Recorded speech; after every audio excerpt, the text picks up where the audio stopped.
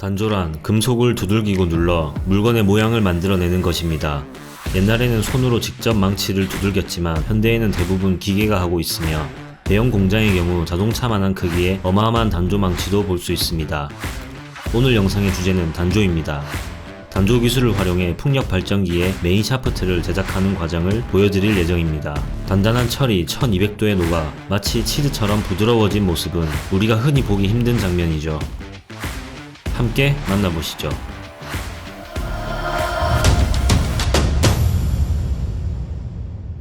원소재 입고날입니다. 원소재는 주로 한국철강, 현대제철, 세아특수강에서 납품됩니다. 이 소재는 합금강으로 강철에 크롬, 니켈, 몰리브덴 등의 성분이 첨가된 합금강입니다. 원소재는 이렇게 커다란 판의 형태로 입고되기 때문에 절단 작업을 거쳐야 합니다. 밀도와 강도가 높은 만큼 그 무게도 엄청나기 때문에 크레인을 활용해 절단 작업장으로 이동합니다. 최근 들어 원자재 가격이 크게 상승하면서 단조업체들이 어려움을 겪고 있습니다. 원소재의 손실을 최대한 줄이기 위해 절단 작업 전에 분필로 가이드를 그려줍니다. 산소 절단기입니다. 강철을 절단하는 대표적인 열 절단 방식으로 순수한 산소와 연료가스를 사용하여 금속을 녹여서 절단하는 방식입니다. 산소 절단은 매우 빠른 속도로 강철을 절단할 수 있고 정밀한 절단이 가능해 정확한 결과값을 얻을 수 있습니다. 절단 과정에서 약간의 열 변형이 발생할 수 있지만 효율성과 정확성이 높아 널리 사용되고 있습니다. 이렇게 두꺼운 강철이 두 동강이 나버렸습니다. 가이드에 맞춰 조각조각 내줍니다.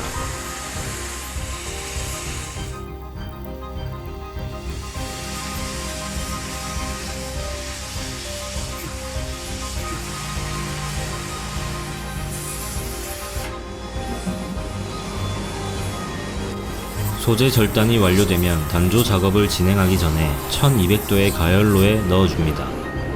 단조는 철을 가열해 철이 녹기 전에 작업해야 하는데 철은 1300도부터 서서히 녹기 시작하기 때문에 1200도에서 가열하면 녹기 직전에 부드러운 상태가 됩니다.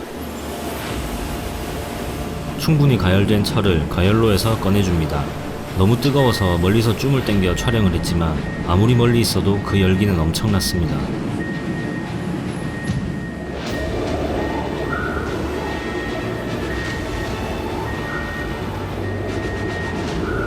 가열된 철을 단조 프레스 기계 위에 올려줍니다.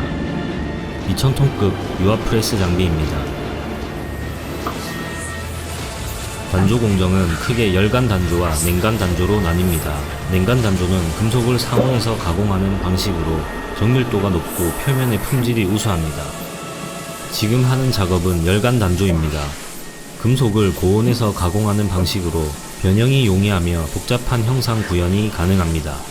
가열된 소재를 해머로 압축하여 원하는 형상을 만드는데 이 과정에서 소재 내부의 기공이나 결함이 제거되어 강도와 내구성이 향상됩니다.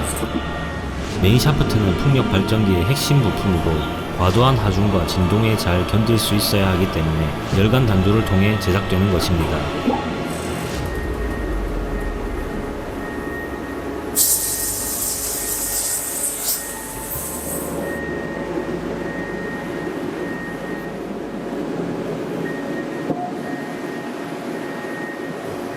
현장에서 직접 바라본 제 생각에는 이 작업의 가장 중요한 핵심 기술은 지게차 운전 기사님의 섬세한 스킬입니다. 지게차를 자기 손처럼 다루는 이 스킬은 직접 보시면 놀라실 겁니다. 그럼 잠깐 집중해서 감상하시겠습니다.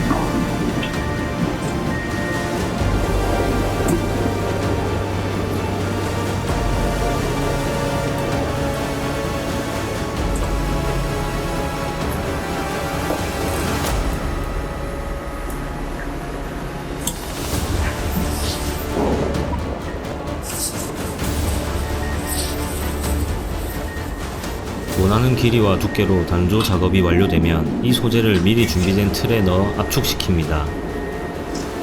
아직 소재가 충분히 부드럽기 때문에 이 과정을 통해 샤프트의 형체가 갖춰집니다.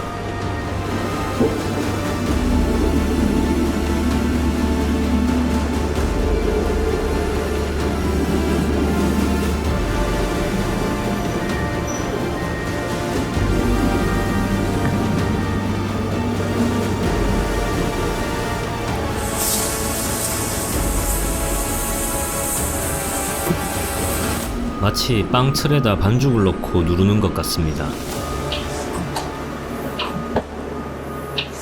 단조 작업은 마무리되었습니다. 잠시 식혔다가 틀에서 빼내줍니다.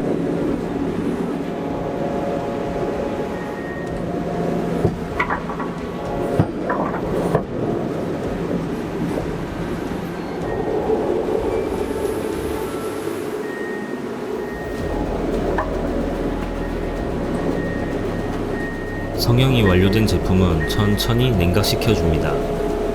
이 과정을 통해 내부 응력이 줄어들고 안정화됩니다.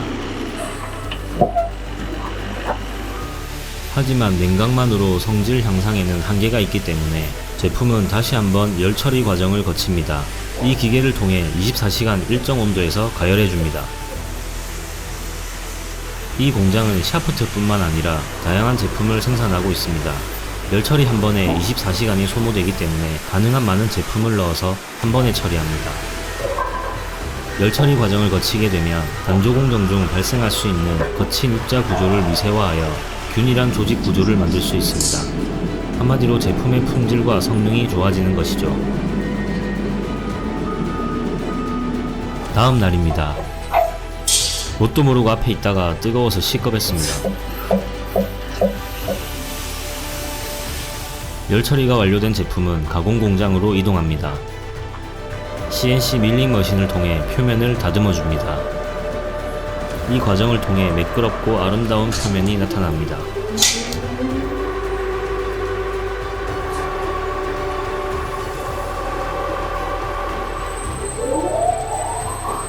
이 거칠고 볼품없는 껍질을 천천히 깎아줍니다.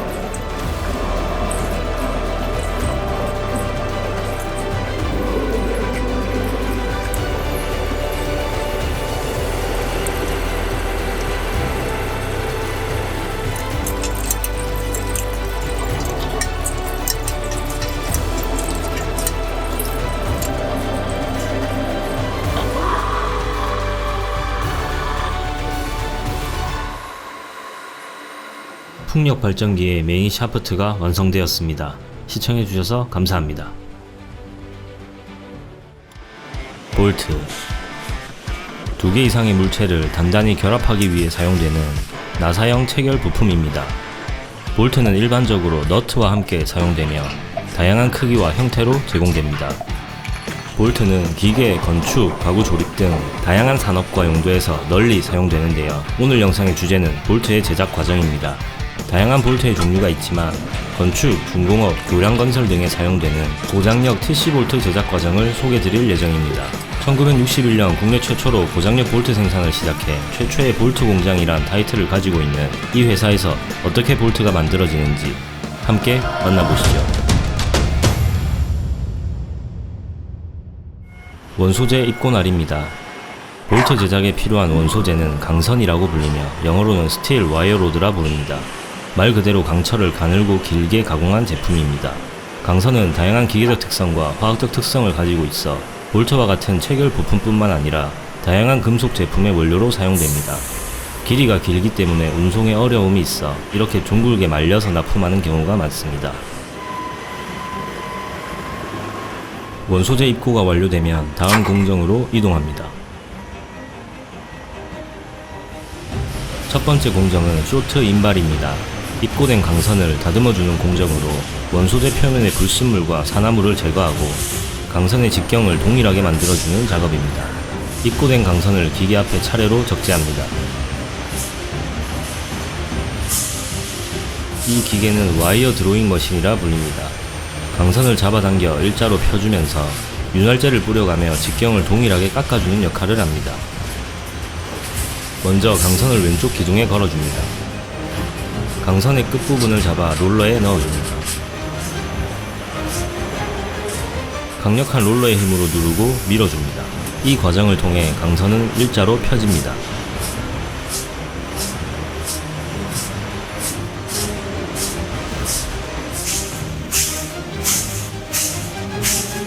이 구멍으로 통과시킨 후 단단히 고정합니다.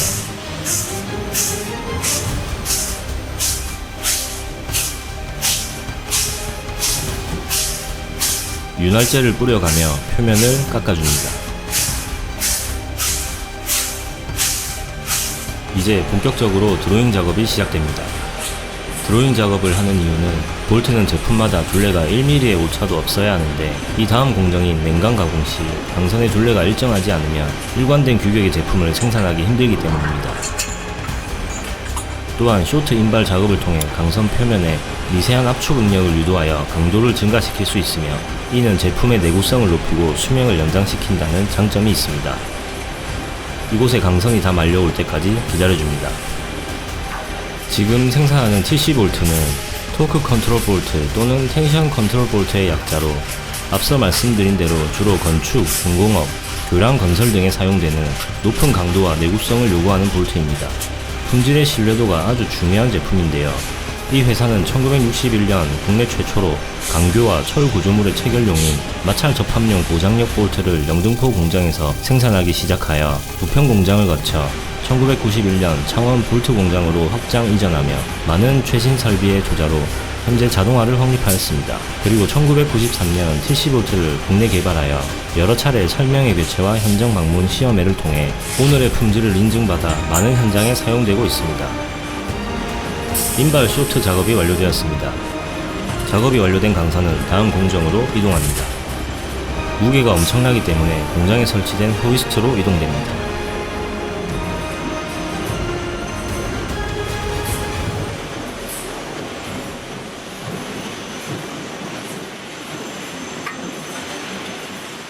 다음은 단조 공정입니다.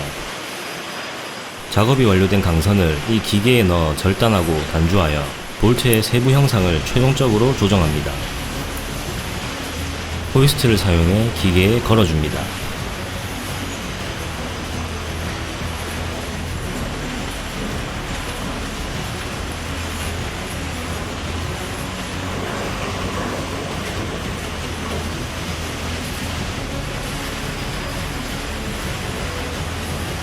안전을 위해 안전핀으로 고정합니다. 이 기계도 첫 공정과 유사하게 둥글게 말려있는 강선을 일자로 펴서 절단 및 단조 과정을 거쳐야 하기 때문에 롤러의 끝부분을 넣어줘야 합니다.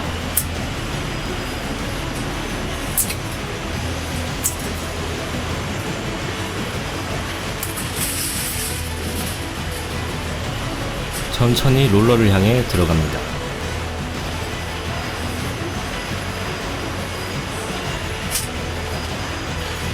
일자로 펴지기 시작했습니다. 보시면 끝부분의 절단면이 깔끔하지 않은데요. 이 부분은 잘라내야 합니다.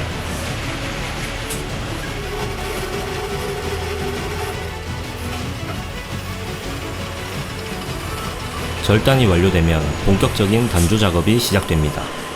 단조 작업은 대표적으로 열간 단조와 냉간 단조가 있는데 이 기계는 냉간 단조를 통해 가공합니다. 냉간 단조는 고정밀의 형상을 얻는데 유리하기 때문에 볼트와 같은 제품 제작에 적합합니다.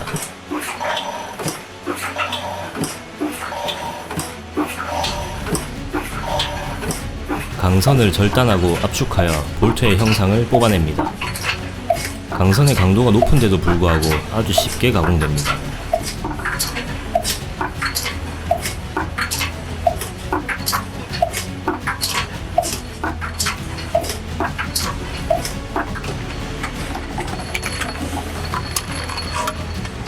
볼트의 외형이 갖춰졌습니다. 너트 체결을 위해 왼쪽처럼 나사산을 가공해줍니다. 나사산은 너트와 볼트를 구성하는 중요한 요소로 외부 나사와 내부 나사로 나뉘며 외부 나사는 볼트에, 내부 나사는 너트에 형성됩니다.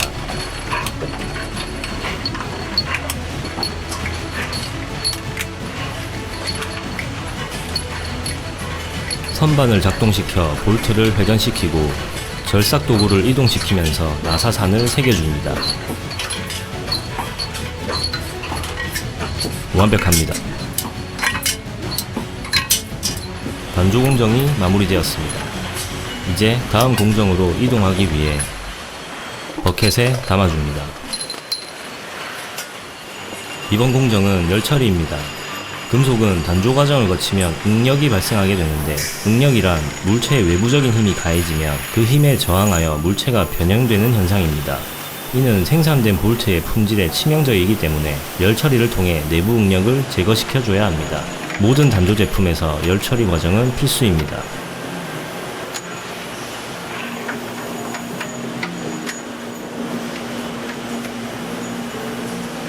열처리 과정이 끝나면 다음 공정으로 이동합니다.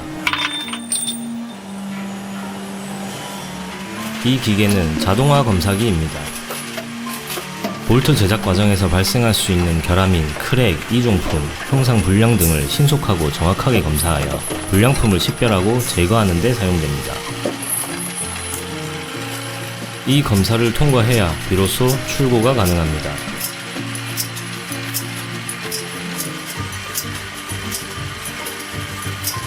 검사가 완료된 제품은 다시 한 곳에 모입니다. 에러가 뜨는 장면을 촬영하려고 계속 기다렸는데 제가 기다리는 동안에는 전혀 발생하지 않았습니다. 제작된 볼트는 너트와 결합해야 완제품이 되는데요. 물론 이 공장은 너트도 자체 생산하고 있습니다. 너트 제작 과정도 촬영을 완료했으며 다음 영상에서 소개드릴 예정입니다. 이 기계는 너트와 볼트를 자동으로 결합시켜줍니다.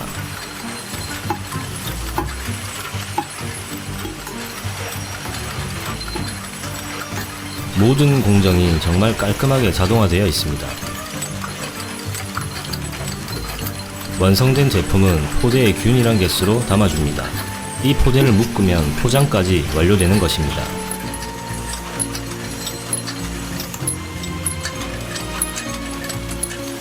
제품이 완성되었습니다.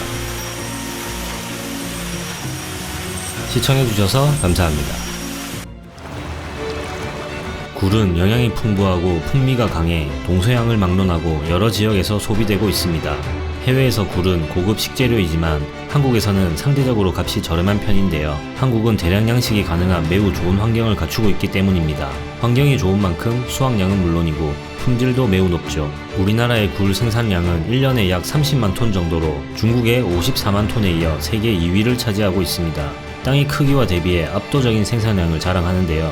오늘 영상의 주제는 굴입니다. 국내 총 생산량의 80%를 차지하는 남해안에서 이렇게 신선한 굴이 어떻게 생산되는지 함께 만나보시죠.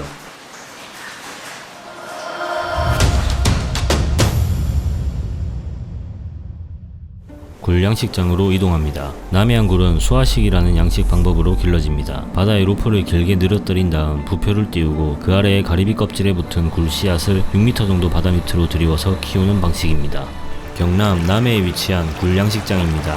거제와 통영 사이의 견내량 북쪽에 위치한 곳으로 국내 굴 총 생산량의 80%를 책임지고 있으며 한국 최대 생산지이자 세계 최대 생산지라고 봐도 무방합니다.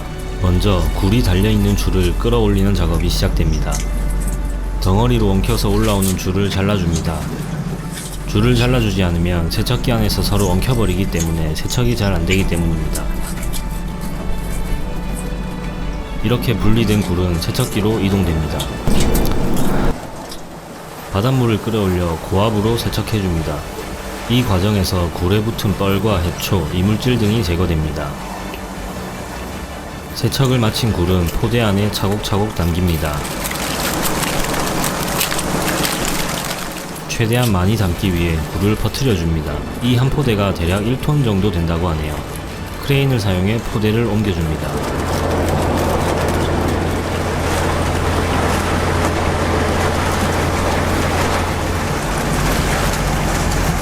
대략 5시간의 굴 채취 작업이 완료되면 다음 작업장으로 이동합니다. 이곳은 박신 작업장입니다. 벗길 박에 몸 신자를 써서 껍질을 벗긴다는 뜻입니다. 껍질이 있는 굴을 각굴이라고 하는데 그 각굴의 껍질을 벗겨 우리가 편하게 먹을 수 있도록 작업하는 곳입니다. 채취선에서 작업장 앞에 바지선으로 각굴 포대를 옮겨줍니다. 무게가 1톤이나 되기 때문에 크레인으로 옮깁니다.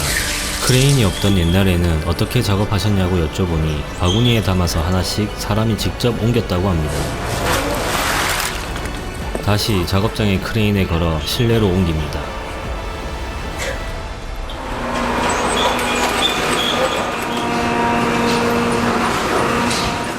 이곳에서 박신 작업이 이루어지는데요. 작업자들이 편하게 박신 작업을 할 수 있도록 각굴을 균일하게 깔아줍니다. 박신 작업은 다음날 새벽 3시쯤부터 시작되는데 작업자들이 바로 작업을 할 수 있게 전날 미리 세팅합니다. 해외에서는 굴이 고급 식재료인 만큼 가격이 비싸 한 번에 많이 먹기 힘든데요.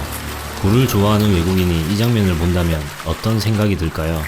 한국에서는 질려서 안 먹는다는 사람도 있을 정도로 굴 가격이 저렴한 편입니다. 이게 가능한 이유는 한국은 대량으로 굴 양식이 가능한 매우 좋은 기후와 지리적 환경이 갖춰져 있기 때문입니다. 굴 애호가에게 한국은 매우 저렴한 가격에 품질 좋은 굴을 맛볼 수 있는 천국인 셈이죠.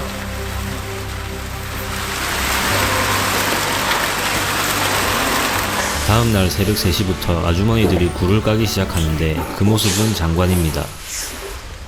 생각보다 굴 까는 게 굉장히 오래 걸리고 힘이 드는데요. 보통 굴 하나를 까는데 걸리는 시간은 3초 정도이며 작업자의 경험과 실력에 따라 약간의 차이가 있습니다.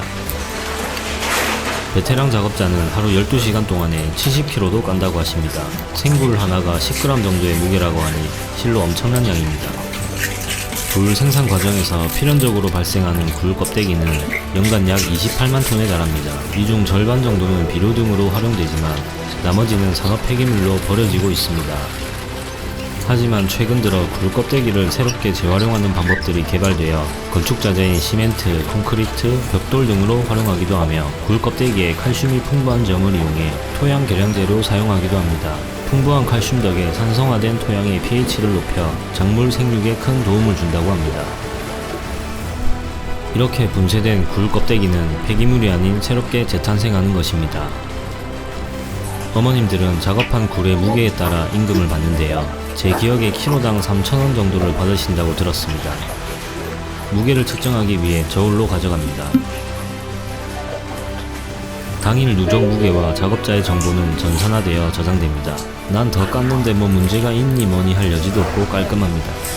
포장 전에 신선도 유지를 위해 바닷물로 한 번 더 씻어줍니다. 박신장에서 어머님들이 작업하시는 모습을 촬영하면서 우리가 마트에서 편하게 생굴을 구매할 수 있는 건 우리 어머님들의 엄청난 노력 덕분이었다는 걸 알게 되었습니다. 감사합니다. 이제 경매장으로 출발합니다. 경매는 굴 수협 입판장에서 진행됩니다. 해수에 담긴 굴을 가득 실은 트럭들이 몰려듭니다. 경매는 월, 화, 목, 금요일 낮 12시와 오후 5시에 진행됩니다. 지금 통영의 신선한 굴은 여기 다 모여있다고 보시면 됩니다. 경매 전 세팅 작업이 시작됩니다. 시간이 임박해지자 사람들이 모이기 시작합니다. 경매가 시작되었습니다. 김지훈 경매사님이십니다. 성수기의 굴 경매량은 하루 평균 130여 톤으로 약 14억 원에 달합니다. 더 좋은 굴을 싼 가격에 사려는 경매 현장은 그야말로 치열합니다. 경매가 끝난 후 낙찰자들은 구매한 굴을 트럭으로 옮깁니다. 이제 이 굴은 포장 공장으로 이동합니다. 포장 공장 업체 섭외가 안 돼서 현장에서 바로 섭외했는데요. 흔쾌히 촬영 협조를 해주셨습니다. 그런데 운이 좋게도 통영에서 가장 큰 업체였습니다. 통영에 위치한 삼산물산으로 이동합니다. 경매에서 가져온 굴은 이 공장에서 마지막 작업을 거쳐 소비자에게 전달됩니다. 트럭에서 굴을 내려줍니다.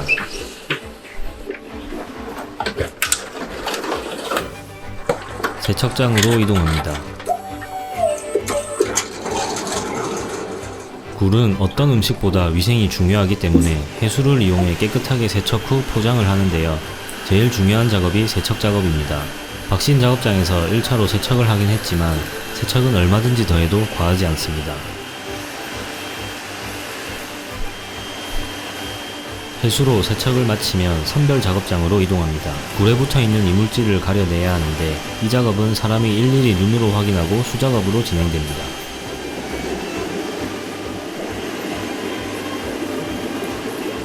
꼼꼼하게 선별 작업이 완료된 굴은 포장실로 이동합니다.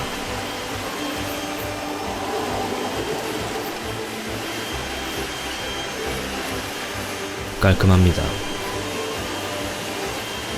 굴을 10kg씩 나눠 비닐봉투에 담아줍니다. 포장실까지 이동하는 중에도 신선도를 유지하기 위해 얼음물에 담궈둡니다.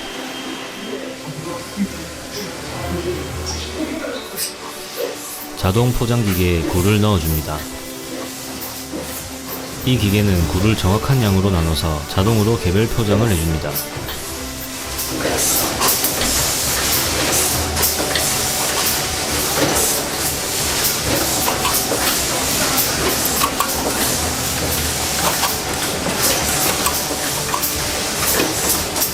우리가 마트에서 흔히 보는 형태의 굴 포장지입니다. 정수 작업을 거친 해수와 굴을 넣고 묶어줍니다.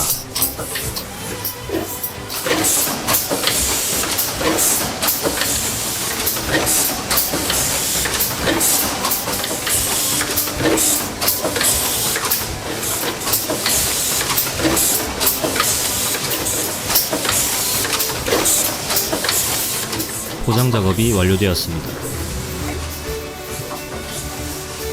마지막으로 이물질 검사기를 통과해야 출고가 됩니다.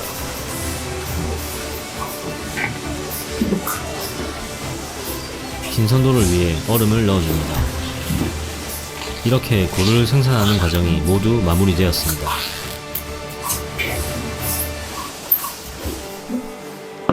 통영의 굴은 알이 굵고 향이 풍부하기로 유명합니다. 초장에 찍어 맛을 봤는데요. 정말 훌륭했습니다. 또 먹고 싶다. 무더위가 기승을 부리는 한여름. 1500도가 넘는 쇳물로 제품을 만드는 사람들이 있습니다. 무쇠팬은 내구성이 매우 뛰어나 수십 년 동안 사용할 수 있으며 열 보존력이 뛰어나 에너지 효율이 좋습니다. 콩기름을 바르고 굽는 길들이기 작업이 잘 되면 녹도 잘 쓸지 않죠.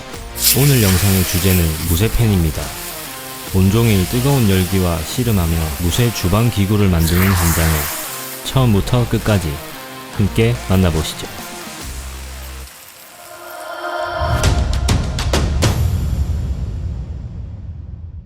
충북 옥천군에 위치한 청주 금속주물입니다. 먼저 쇳물 만들기가 시작됩니다. 무쇠팬을 만드는 쇳물은 주 재료인 선철에 온도를 일정하게 유지시켜주는 가탄재와 점성을 조절해주는 규소철을 첨가해서 만듭니다. 모든 재료가 들어가면 녹아서 펄펄 끓을 때까지 기다려줍니다. 이 용해로는 고주파 전기로라고 하는데 S극과 N극의 자기장을 이용해 스파크를 일으켜 용해하는 구조입니다. 그래서 영상에서 계속 고주파의 삐거리는 소리가 들리는 것입니다. 이제 거의 다 녹아갑니다.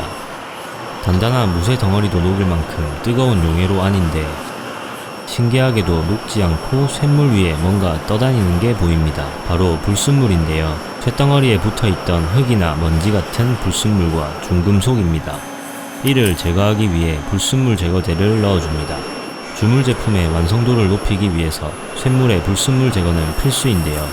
이렇게 응집제를 넣어주면 불순물이 서로 달라붙어 제거가 용이합니다. 이렇게 말이죠. 이건 고철입니다. 갑자기 왜 고철을 추가하시는지 여쭤보니 고철이 하나도 안 들어가면 쇳물에 유동성이 없기도 하고 고철을 넣어 탄소 함량을 조절해주면 무쇠의 강도와 내구성을 높일 수 있다고 하셨습니다. 쇳물이 완성되기 시작하면 작업자들은 바빠지기 시작합니다. 먼저 불질이 시작됩니다. 가스불을 사용해 표면을 건조시켜 줍니다. 쇳물은 습기와는 상극인데요. 습기가 있으면 쇳물이 튀어서 사람이 다칠 수 있고 제품의 모양도 제대로 나오지 않습니다. 제품의 완성도를 위해 반드시 거쳐야 하는 작업입니다. 거푸집의 건조가 완료되면 흑연을 골고루 펴 발라줍니다. 흑연의 미끈미끈한 성질은 쇳물과 거푸집이 달라붙지 않고 잘 떨어지게 도와줍니다. 이제 거푸집을 서로 결합해줍니다. 위아래 틀을 정확하게 맞춘 후 움직이지 않도록 단단히 고정해줍니다. 이 거푸집 내부에는 빈 공간이 있는데요. 그 빈 공간에 쇳물이 들어가서 굳으면 무쇠팬의 모양이 갖춰지는 것입니다. 이제 쇳물을 넣을 차례입니다. 쇳물 바가지를 준비합니다. 쇳물은 한 번에 다 꺼내서 사용하지 않고 필요한 만큼 용기에 덜어내서 사용합니다. 막 끓인 쇳물은 1500도 정도 되며 지금 붓는 쇳물의 온도는 1300도 정도 된다고 합니다. 편집하면서 다시 봐도 그냥 너무 덥습니다. 쇳물을 거푸집이 있는 곳으로 가져갑니다. 혹시나 쏟으면 대형 사고로 이어지기 때문에 천천히 조심스럽게 이동합니다. 옮겨온 쇳물은 다시 각자의 쇳물 바가지에 담아서 거푸집으로 가져갑니다. 이 쇳물 바가지의 무게만 10kg라고 합니다. 뜨거운 쇳물을 옮겨 거푸집에 붓는 일은 숙련된 작업자만이 가능하다고 하는데요. 일정한 속도로 적당한 양만큼 부어야 하기 때문입니다. 쇳물이 너무 많이 들어가면 거푸집이 잘 빠지지 않는다고 하며 그렇다고 너무 적게 들어가면 제품 불량이 발생합니다. 이 작업자분은 경력이 30년 정도 되셨는데요. 너무 넘치지도 그렇다고 부족하지도 않게 쇳물을 붓는 일은 오랜 경험을 통해 터득하게 됐다고 하셨습니다. 준비된 쇳물이 다 떨어질 때까지 쇳물을 옮기고 붓는 일은 수차례 반복됩니다. 안정적인 자세가 중요합니다. 쇳물의 온도가 1300도 밑으로 떨어지면 거푸집 안에 골고루 스며들지 못하기 때문에 바로 거푸집 제거가 시작됩니다. 흑연을 발라놨기 때문에 윗부분을 톡톡 치면 바로 빠집니다. 거푸집을 열자 아직 식지 않은 시뻘건 무쇠가 열기를 뿜어냅니다. 더위를 이겨내야 하기에 작업은 더 고됩니다. 주물 작업이 완료된 제품은 한 곳에 모아줍니다. 이곳에서 열기가 식으면 다음 공정으로 이동합니다. 이 공장은 주물팬 외에도 다양한 제품을 생산하는데요. 이건 소치입니다. 사이즈가 작아서 귀엽습니다. 다음 공정은 연마 작업입니다. 다양한 제품들이 대기하고 있습니다. 주물 과정에서 생긴 거친 표면을 매끄럽게 다듬어줘야 합니다. 영상을 보시면 처음부터 끝까지 모든 과정이 수작업인데요. 무더운 날씨에 정말 힘든 작업이란 생각이 들었습니다. 연마 작업은 제품의 품질과 직결되기 때문에 꼼꼼하게 작업해줘야 합니다. 그런데 지금 보시면 주물팬이 은색을 띱니다. 원래 주물 제품은 검정색이 많잖아요. 그래서 저도 의아하게 촬영을 진행하고 있었는데 이 다음 공정에서 비밀이 밝혀집니다. 마지막 공정은 길들이기입니다. 무쇠팬이 비로소 제 모습을 드러내기 시작하는 시간이기도 합니다. 콩기름을 무쇠팬에 두르고 굽는 과정을 여러 번 거치면 무쇠팬은 점점 검은색으로 변하게 됩니다. 이 과정을 대략 7번 정도 반복해줍니다. 무쇠는 그냥 방치할 경우 쉽게 녹이 쓰는데요. 그렇기 때문에 이 길들이기 과정은 아주 중요합니다. 무쇠 제품은 자세히 보면 미세한 구멍이 제품 곳곳에 보이는데 그 구멍에 열을 가하면서 콩기름으로 메꿔주면 녹이 잘 슬지 않고 제품의 수명도 오래가는 것이죠. 완성입니다. 이 공장에서 생산하고 있는 다양한 제품들도 전시가 되어 있습니다. 촬영을 마치고 대표님께 인사를 드리니 고생했다면서 제품 하나를 선물로 주셨습니다. 그럼 보답을 해야겠죠. 바로 삼겹살을 구워봤습니다. 주물팬은 열 전도성이 좋아 고기와 같은 음식을 고르게 익힐 수 있으며 음식물이 눌러붙지 않는 논스틱 기능이 있어 기름 없이도 고기를 구울 수 있습니다. 또한 적절한 관리만 해준다면 수십 년간 사용할 수 있는 엄청난 내구성도 가지고 있죠. 삼겹살이 맛있게 익어가고 있습니다.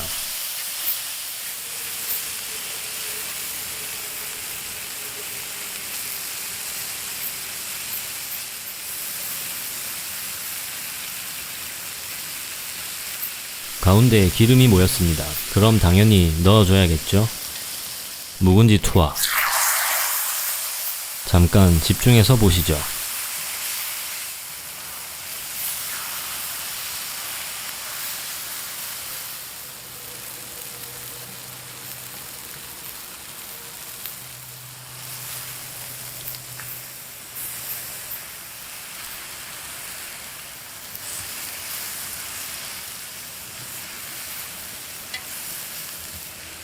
시청해주셔서 감사합니다. 또 먹고 싶다. 하모니카.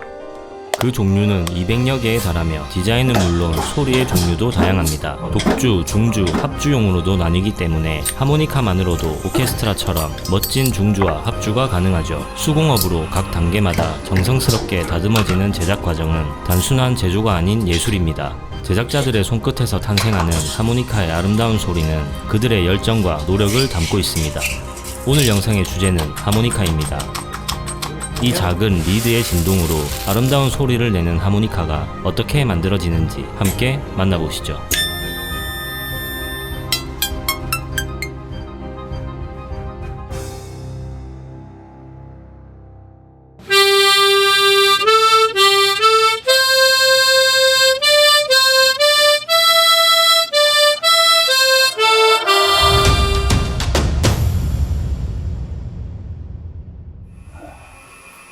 첫 공정은 리드 플레이트 제작입니다. 리드 플레이트는 하모니카의 리드를 배열해 놓은 판을 지칭하며 황동으로 제작됩니다. 하모니카는 여러 종류가 있는데요. 클래식 장르에서 많이 사용하는 크로매틱, 재즈나 블루스 장르에서 많이 사용하는 다이아토닉, 장르 불문 골고루 사용할 수 있는 트레몰로, 이렇게 크게 세 가지로 나눌 수 있습니다. 이번 영상에서는 가장 보편적으로 많이 사용하는 트레몰로의 제작 과정을 소개해드리겠습니다. 하모니카의 구조는 종류마다 다 다른데요. 크게 커버 플레이트, 콤, 홀, 리드 플레이트로 이루어져 있으며 지금 프레스로 찍어낸 부분은 리드 플레이트입니다. 하모니카의 핵심 부품인 리드를 고정시켜줄 프레임으로서 아주 중요한 부품이기에 세심한 작업이 필요합니다. 다음 공정이 진행됩니다. 리드 플레이트의 끝부분을 살짝 깎아줍니다. 오늘 제작할 트레몰로 하모니카는 다른 종류와는 다르게 두 개의 리드 플레이트가 위아래 붙어 있는데요. 각 리드 플레이트는 서로 다른 음을 생성하며 이 두 개의 리드가 동시에 진동하면서 특유의 떨림 효과를 만들어냅니다. 이 특징 덕분에 음이 더욱 풍성하고 소리가 아름답다는 장점이 있습니다. 도, 미, 솔 부분은 불어서 소리를 내고 레, 파, 라, 시 부분은 들이마셔서 소리를 냅니다. 다음 공정은 타공입니다. 결합을 위해 나사 구멍을 만들어줘야 합니다. 전 세계에서도 하모니카를 처음부터 끝까지 자체 제작하는 브랜드는 손에 꼽을 정도로 적습니다. 수공업 방식으로 제작되기 때문에 대량 생산이 어려우며 제작에 높은 기술적 난이도를 가지고 있기 때문이죠. 또한 하모니카는 기타 악기들에 비해 상대적으로 작은 시장을 가지고 있어 기업 입장에선 리스크가 큰 아이템입니다. 국산 하모니카 브랜드 다벨에 많은 관심 부탁드립니다. 1차 타공 작업이 완료되면 2차 타공 작업이 진행됩니다. 이 작업을 통해 리드 슬롯을 뚫어주는데요. 이 리드 슬롯 위에 다양한 높이를 가진 여러 개의 리드를 고정시키고 하모니카를 불거나 빨아들이면 공기가 리드를 진동시키면서 소리가 발생하게 됩니다. 리드 플레이트 제작이 완료되었습니다. 이제 커버 플레이트 제작이 시작됩니다. 첫 공정은 프레스 작업으로 시작되며 원소재는 스테인리스 강이 사용됩니다. 먼지를 털어줍니다. 하모니카는 여러 종류가 있다고 말씀드렸는데 그 수가 무려 200여 개나 된다고 합니다. 대표적으로 앞서 말씀드린 크로매틱, 다이아토닉, 그리고 지금 제작 중인 트레몰로가 있고 48개의 코드를 가지고 있으며 엄청난 사이즈를 자랑하는 코드 하모니카, 저음 파트를 책임지는 베이스 하모니카, 10개의 홀을 가진 미니 하모니카, 4개의 홀을 가진 초미니 사이즈로 목걸이처럼 사용 가능한 액세서리 하모니카 등 디자인은 물론 소리의 종류도 다양합니다. 또한 독주, 중주, 합주용으로도 나뉘기 때문에 하모니카만으로도 오케스트라처럼 멋진 중주와 합주가 가능하다고 합니다. 1차 프레스 공정이 완료되면 다음 공정으로 이동합니다. 하모니카에 제품 로고를 새겨줍니다. 이 하모니카는 21개의 홀을 가진 트레몰로 제품으로 제품명은 페스티벌 21입니다. 하모니카는 고급스러운 외관도 특징인데요. 그렇기에 기스가 나지 않게 조심스럽게 작업합니다. 로고를 새기는 작업이 완료되면 커버 플레이트의 성형 작업이 진행됩니다. 이 작업을 통해 최종 조립을 위한 형체가 갖춰집니다.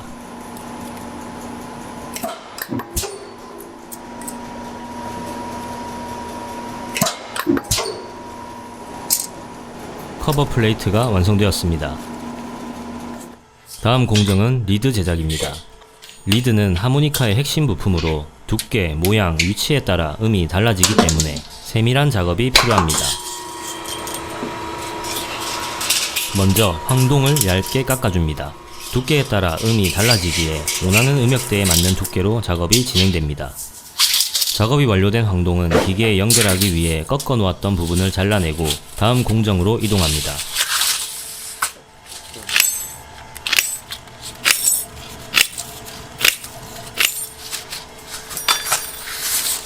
얇게 깎은 황동을 프레스로 찍어주면 리드가 완성됩니다. 대량으로 찍어내기 전에 음역대가 맞는지 체크합니다.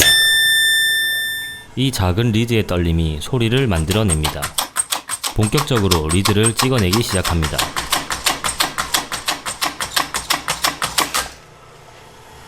이렇게 하면 이 리드들은 A샵의 음역대를 가지고 있습니다. 이렇게 모든 음역대의 리드가 완성되면 다음 공정으로 이동합니다. 이제 준비된 리드를 리드 플레이트와 결합해줍니다. 각각의 리드를 정확한 위치에 끼워주고 용접 과정을 거쳐 고정시킵니다.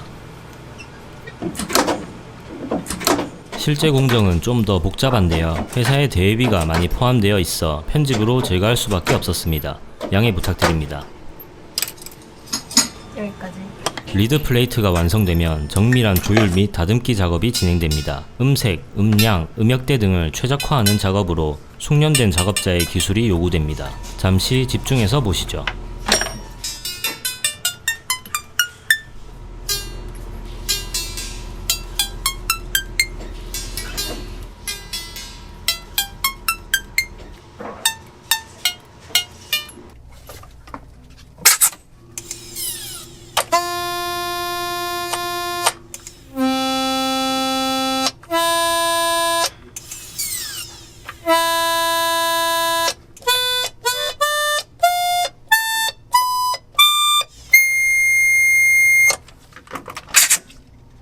빛을 비춰 하자가 없는지 체크합니다.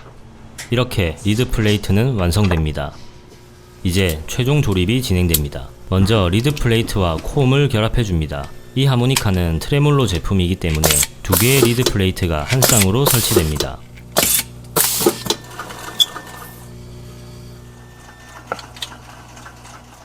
콤과 리드 플레이트 결합이 완료되면 커버 플레이트를 결합해줍니다. 거의 모든 공정이 수공업으로 이루어지기에 대량 생산이 불가능합니다. 대표님께 여쭤보니 예전에는 많은 업체가 있었는데 현재 하모니카를 처음부터 끝까지 제작하는 업체는 전 세계에도 몇 개 없다고 하셨습니다. 그중 한 업체가 한국에 있다니 자랑스럽습니다. 하모니카에 대한 애정과 열정도 남다른데요. 이 회사에 근무하시는 직원분들 중에는 하모니카를 능숙하게 다루시는 분들이 많았습니다. 대회에서 우승하신 분도 계시더라고요. 하모니카는 품질도 중요하지만 AS도 중요한 부분이라 생각하는데 이런 직원분들이 있기에 더 신뢰가 갑니다. 하모니카 제작이 완료되었습니다. 케이스에 담아줍니다. 직원분께 연주를 부탁드려 봤는데요. 흔쾌히 허락해 주셨습니다. 하모니카로 듣는 아리랑입니다.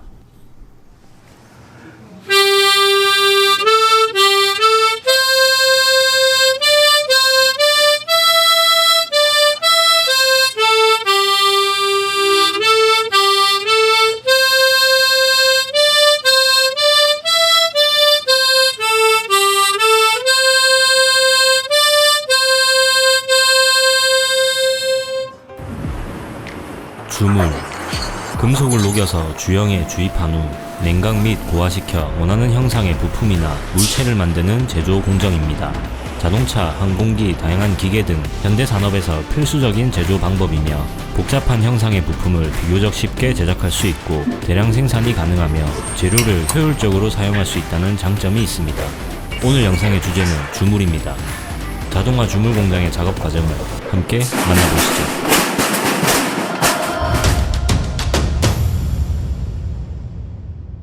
대한민국의 한 주물 공장입니다. 먼저 용해로에 재료를 녹이는 작업이 진행됩니다.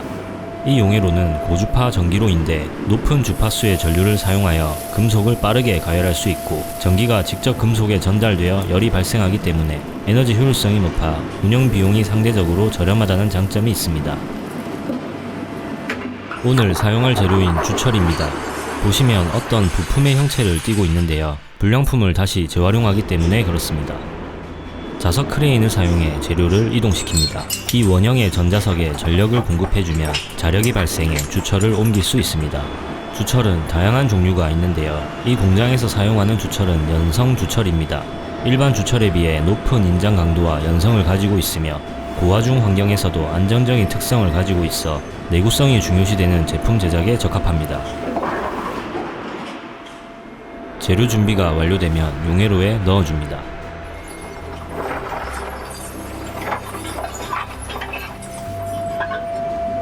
생각보다 엄청 빠르게 녹았습니다.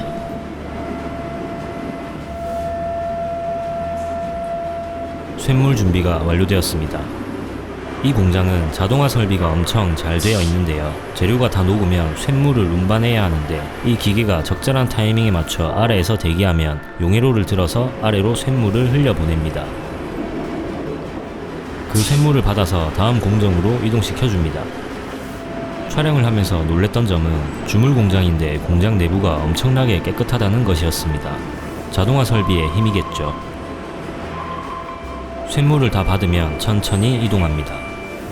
현재 80% 정도 공장 자동화가 이루어져 있으며 추후 100% 자동화를 이루는 것이 목표라고 하는데요. 기술의 발전으로 인한 시대의 흐름은 거스를 수 없겠지만 점점 일자리가 사라지는 것 같아 걱정이 되기도 합니다.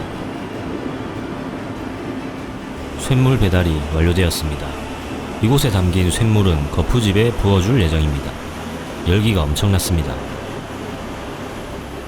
배달을 완료한 저 기계는 다시 용해로로 이동해 작업을 반복합니다. 쇳물 준비가 완료되면 주형 준비가 시작됩니다. 주형은 거푸집이라고 생각하시면 되는데 모래로 만든 이 틀에 쇳물이 들어가서 굳으면 제품의 외형이 완성됩니다. 이렇게 준비된 여러 개의 주형에 준비된 쇳물을 일정한 양에 맞춰 부어줍니다. 이 작업 역시 자동으로 이루어지기 때문에 실수나 사고가 없으며 정확합니다.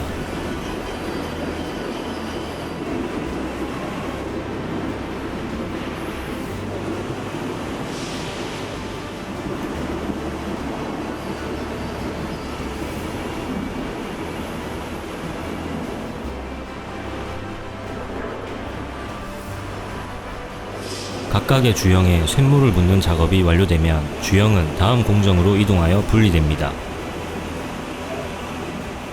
분리되어 나온 제품들은 이 커다란 원통에서 회전시켜 표면에 붙어있는 모래나 이물질을 1차적으로 제거해줍니다. 하지만 아직 표면에 검은 이물질이 많이 붙어 있습니다. 주형 틀에서 찍어내다 보니 연결 부위가 존재하는데요. 연결 부위는 제품과 분리시켜야 합니다. 이렇게 말이죠.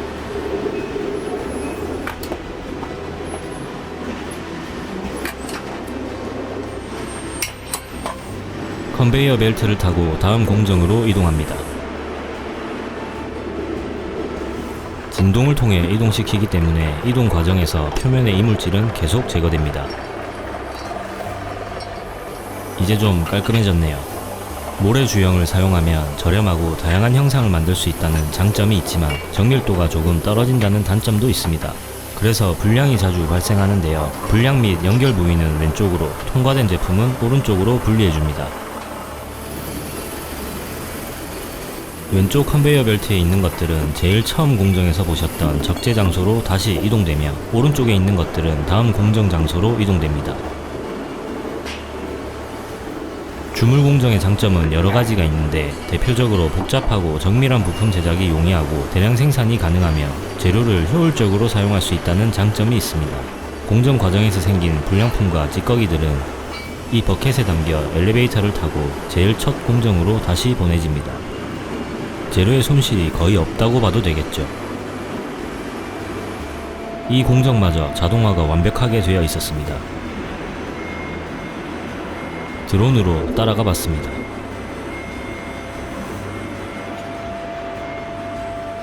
적재 장소에 도착하면 그냥 부어줍니다. 얘네들은 다시 용해로에 녹여 재활용될 것입니다. 품질 검사에 통과되어 오른쪽 라인에 있던 제품들은 연마 작업을 위해 이곳에 모입니다. 제품의 모양을 보시면 특이한데요. 이 제품은 디퍼런셜 케이스입니다. 디퍼런셜이란 자동차나 중장비의 변속기 출력부 동력을 바퀴로 전달하는 차동 기어 장치로 자동차의 좌우 바퀴 회전수의 변화를 가능케 하여 울퉁불퉁한 도로 및 선회할 때 안쪽 바퀴의 회전수를 바깥쪽 바퀴보다 감소시켜 무리 없이 원활하게 주행할 수 있게 도와주는 부품입니다. 이건 그 부품의 케이스인 것이죠. 자석 크레인으로 이동시켜줍니다. 표면을 가공하는 연마 작업은 사람이 직접 해야 하는데요. 그래서 이곳에는 직원분들이 좀 계셨습니다. 자석 크레인의 전자석 부분에 전력 공급을 차단시키면 자력을 잃어 제품이 떨어집니다.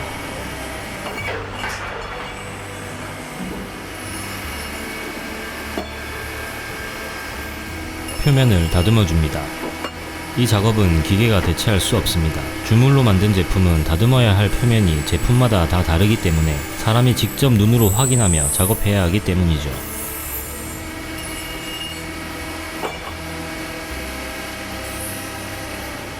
최종 완성된 제품은 이곳에 담겨 각 업체로 납품됩니다.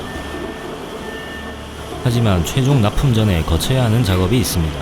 쇼트 작업인데요. 완성된 제품 표면의 스케일링을 제거해주는 공정입니다. 이 기계에 제품을 넣고 회전시키면 서로 마찰하면서 표면의 스케일링이 제거됩니다.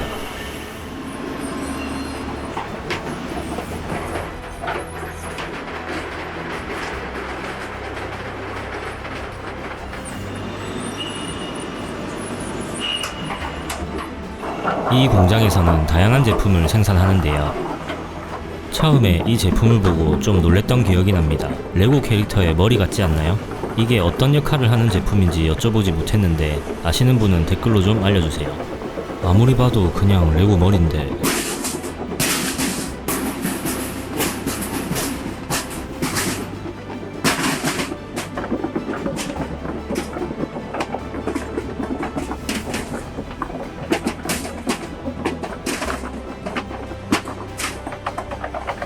자동화가 잘 되어 있는 한국의 한 주물 공장의 모든 작업 과정이 마무리되었습니다. 오늘도 시청해주셔서 감사합니다. 너트, 볼트와 함께 쓰이는 것으로 표준어로는 암나사라고 불립니다.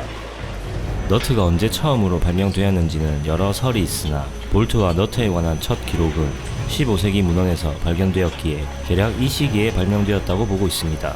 산업혁명 이후 1760년 영국에서 볼트와 너트를 대량 생산할 수 있는 체제가 갖추어졌는데 그 당시에는 규격이 통일되어 있지 않아서 만드는 곳마다 크기가 달랐다고 합니다.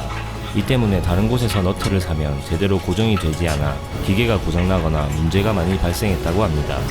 2차 세계대전 이후 1948년에 규격이 통일되면서 이러한 문제는 해결되었으며 지금은 너트의 강도가 제조공장 기술력의 척도가 되었습니다. 오늘 영상의 주제는 너트입니다. 함께 만나보시죠.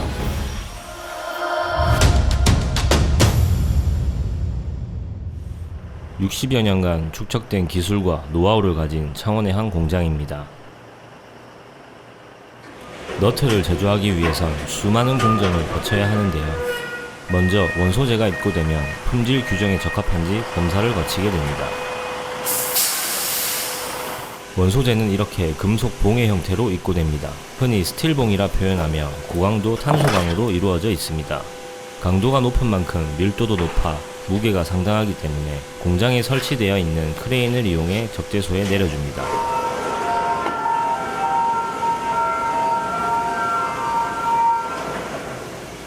슬링을 걸어 한쪽을 천천히 들어 올립니다. 스틸봉의 가운데 부분을 들어 올리기 위해 이동합니다.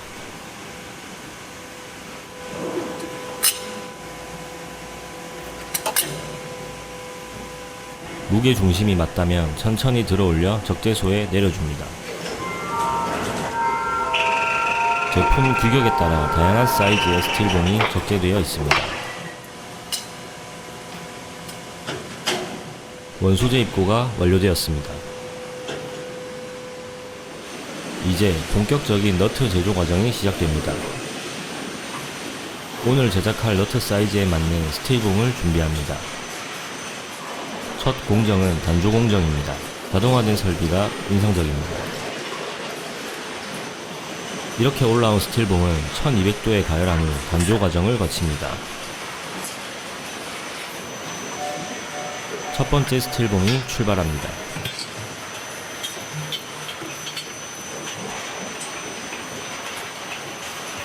이곳이 가열로 입구입니다. 총 3개의 가열로를 거쳐 충분한 열을 받게 되면 쇠는 점점 부드러워지는데 그 상태의 스틸봉을 적당한 사이즈로 절단해줘야 합니다. 쇠는 1200도에서부터 천천히 녹기 시작하기 때문에 녹기 직전에 쇠로 만들어 놔야 절단 작업이 용이합니다. 쇠를 절단하는 기계입니다. 절단된 쇠를 높은 압력으로 압축시키고 가운데 구멍을 뚫어줍니다. 이 부분은 기계 내부에서 이루어지기 때문에 카메라에 담지 못해 아쉽습니다. 스틸봉에서 이렇게 육각 너트로 성형이 완료되었습니다. 성형이 완료된 제품은 다음 공정으로 이동합니다. 이동 전에 잠시 열기를 식혀줘야 하기 때문에 드럼통에 모아서 옆으로 빼줍니다. 실제로 앞에 있을 때 열기가 엄청났습니다. 한쪽이 다 차면 반대쪽으로 넘어가게 해줍니다. 열기가 다 식으면 점점 은색으로 변하기 시작합니다. 이제 이 너트에 나사산을 만들어줘야 합니다. 나사산이 없는 너트는 볼트와 체결할 수 없기 때문이죠. 그 전에 먼저 쇼트 작업이 진행되는데요. 쇼트란 단조 과정에서 생긴 표면의 스케일링을 제거해주는 작업입니다. 거대한 탈수기 같은 기계 안으로 제품을 넣어줍니다. 통을 회전시키면 마찰을 통해 스케일링이 제거됩니다. 대략 1시간 정도 기계를 돌려줍니다.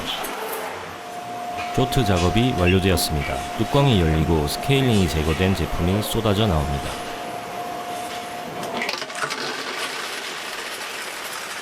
컨베이어 벨트의 진동을 활용해 다음 공정으로 이동시킵니다.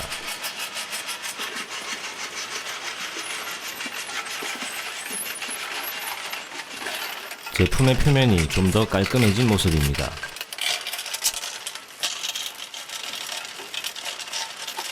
이제 태핑 작업을 위해 이동됩니다. 태핑이란 너트의 체결 조건을 위해서 내부의 절삭 방식으로 나사산을 형성해주는 작업을 뜻합니다. 태핑 기계 위에 그대로 얹어줍니다. 이 문을 열면 나사가 하나씩 밑으로 빨려 들어가게 되고 빨려 들어간 나사는 절삭 방식을 통해 내부의 나사산이 형성되게 됩니다. 태핑 기계를 작동시킵니다. 하나씩 작업이 진행됩니다.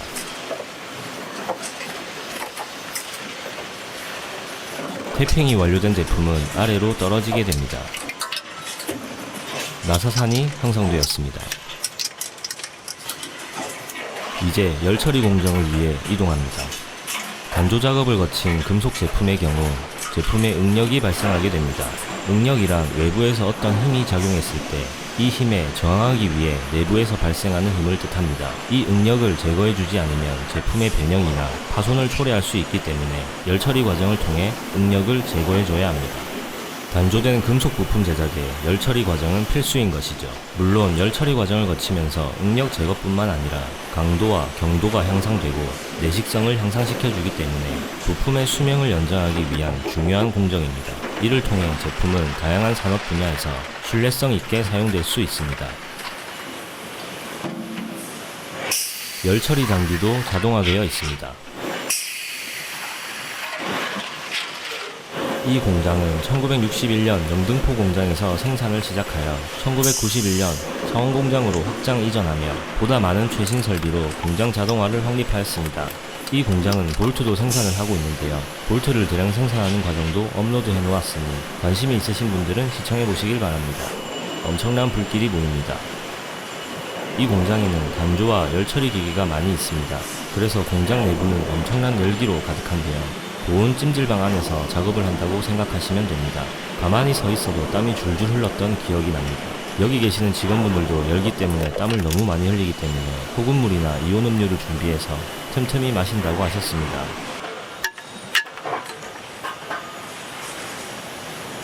열처리 공정이 완료되었습니다.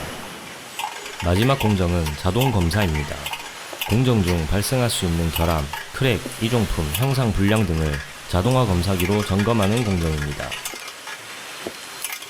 검사가 끝난 제품은 볼트와 결합하여 포장해줍니다. 이 기계는 볼트와 너트를 자동으로 체결해주는 작업을 합니다.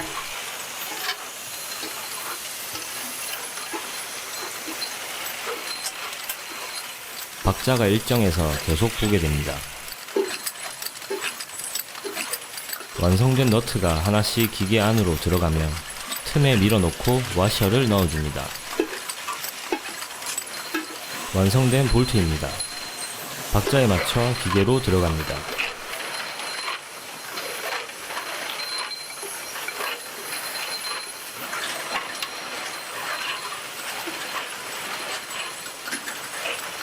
너트와 볼트가 체결되고 있습니다. 신기하면서 재밌습니다.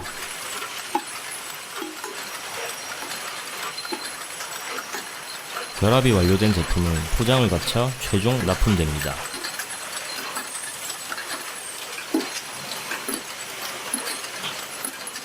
이렇게 제품 제작이 완료되었습니다. 완벽합니다.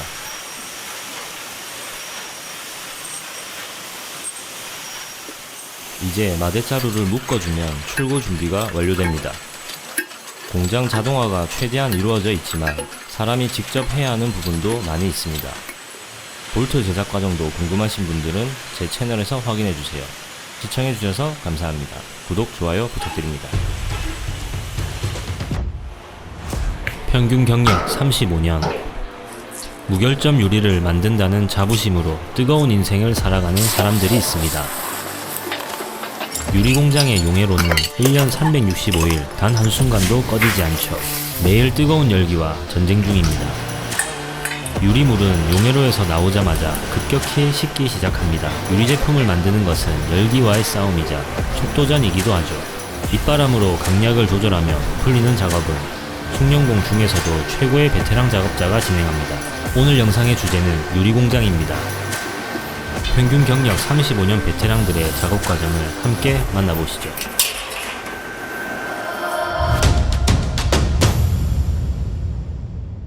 첫 공정은 유리물을 만들기 위한 배합 작업입니다. 원료를 배합하여 혼합기에 넣고 잘 섞어줘야 합니다. 유리물을 만들기 위한 원료는 약 13가지 정도 된다고 하며 주 원료는 규석, 소다회, 석회석 등이 있으며 부수적 원료는 알루미나, 산화마그네슘, 산화철 등이 있습니다. 원료를 어떻게 배합하느냐에 따라 유리의 질이 결정되는데요. 배합사의 손에 의해 제품의 불량률이 결정된다고 해도 과언이 아니죠. 그렇기에 저울을 활용해 정확한 비율로 배합하기 위해 노력합니다. 배합이 완료되면 혼합기에 원료를 넣어줍니다. 유리 제품 제작은 총 5가지 프로세스를 거칩니다. 원료 준비, 배합, 용융, 성형, 냉각 및 후처리이며 현재 진행 중인 원료 준비와 배합은 이 모든 과정에서 가장 중요합니다. 애초에 유리물이 제대로 만들어지지 않으면 뒷작업에서 아무리 잘해봐야 의미가 없기 때문이죠. 혼합기의 뚜껑을 닫고 잘 섞어줍니다.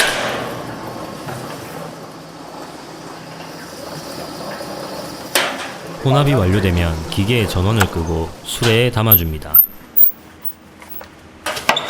이때 가루가 엄청 날려서 카메라 렌즈가 엉망이 됐던 기억이 나네요. 이 공장은 다양한 제품을 생산하는데요. 오늘 생산될 제품은 파란색의 정수기 물통입니다. 파란색을 내기 위해 색소를 첨가해줍니다. 이 색소도 비율이 중요합니다. 너무 많이 들어가면 색이 진해져서 불량이 된다고 합니다. 반대로 너무 적게 들어가면 색이 연해서 불량이죠. 원료 위로 색소를 고르게 뿌려줍니다. 유리 공장은 작업의 특성상 불량품이 자주 발생합니다. 그 불량품은 버리는 게 아니라 녹여서 다시 유리물로 만들어 재활용하기 때문에 용해로에 넣기 전 원료와 같이 섞어줍니다. 물론 색소 때문에 같은 제품인 경우만 가능합니다. 원료의 준비가 완료되면 지게차로 들어서 용해로 앞으로 가져갑니다.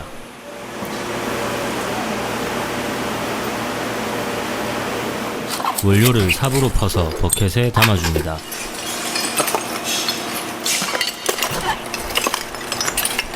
이 용해로는 1500도의 고온에서 원료를 녹여 유리물로 만들어줄 것입니다. 용해로 안에 쌓인 원료는 아래에서부터 녹기 시작합니다. 용해로의 뚜껑을 덮어줍니다.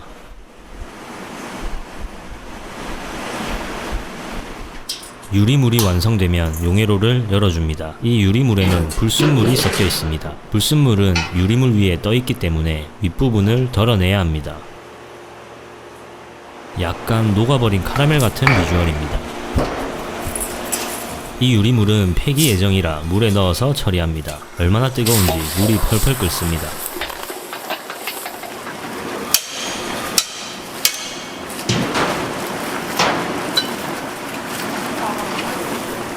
몇 번 더 윗부분의 유리물을 덜어내면 순수한 유리물을 얻을 수 있습니다. 유리물의 퀄리티는 제품의 퀄리티와 직결되기 때문에 이 작업은 아주 중요합니다.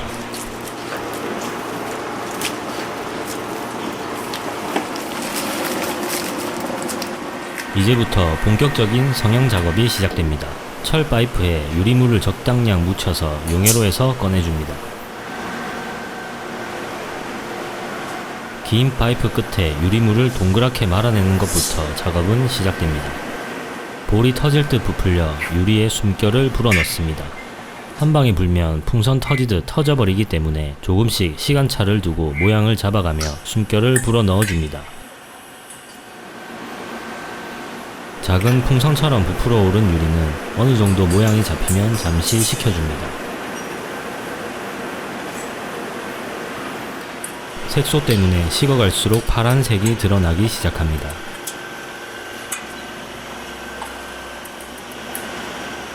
이 유리 위에 다시 유리물을 덧입혀가며 크기를 키워나갑니다. 주먹만 했던 유리물은 이 과정을 거치며 크기가 배 이상 불어납니다. 꿀단지 안에서 꿀을 꺼내는 것 같습니다. 이제 가장 중요한 작업이 시작됩니다. 유리물은 용해로에서 나오자마자 급격히 식기 시작합니다. 그래서 유리물이 식기 전에 원하는 모양으로 만들어야 하는데요. 이 작업을 현장에선 흔히 다구리라고 표현합니다. 유리물을 식혀가며 표면을 매끄럽게 만들고 위아래로 흔들면서 길이와 넓이를 늘려주는 작업입니다. 이때 박자가 어긋나면 유리물이 흘러버리기 때문에 35년 경력의 베테랑 숙련공께서 작업하십니다. 표면 다듬기와 흔들기가 어느 정도 진행되면 밑바람으로 강약을 조절하면서 유리물을 금형 틀에 맞게 부풀려줍니다. 금형 틀에 넣기 전 유리물은 금형 틀과 80% 모양이 일치해야 하기 때문에 아주 중요한 작업입니다. 그래서 이 작업은 숙련공 중에서도 최고의 베테랑 작업자가 진행합니다. 모양이 갖춰지면 금형 틀에 넣어줍니다. 왜 입으로 이 작업을 해야 하는지 여쭤보니 에어건 같은 기계로 바람을 넣으면 한 번에 훅 들어가기 때문에 미세한 두께 조절이 불가능해서 제품의 퀄리티가 떨어진다고 하셨습니다. 섬세한 작업을 위해선 사람이 직접 하는 수밖에 없다네요. 금형 틀에서 제품을 꺼내고 나면 파이프와 연결된 부분을 절단해줍니다.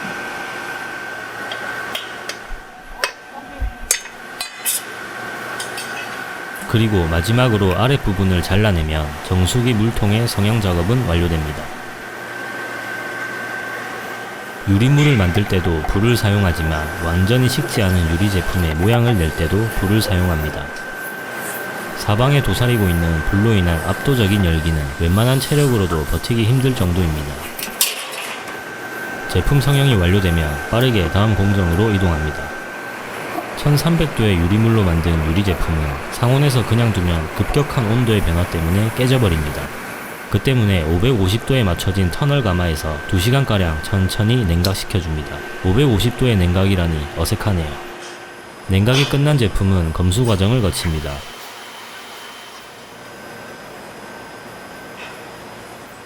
검수가 끝난 완제품은 정수기와 연결을 위해 작은 구멍을 뚫어줍니다.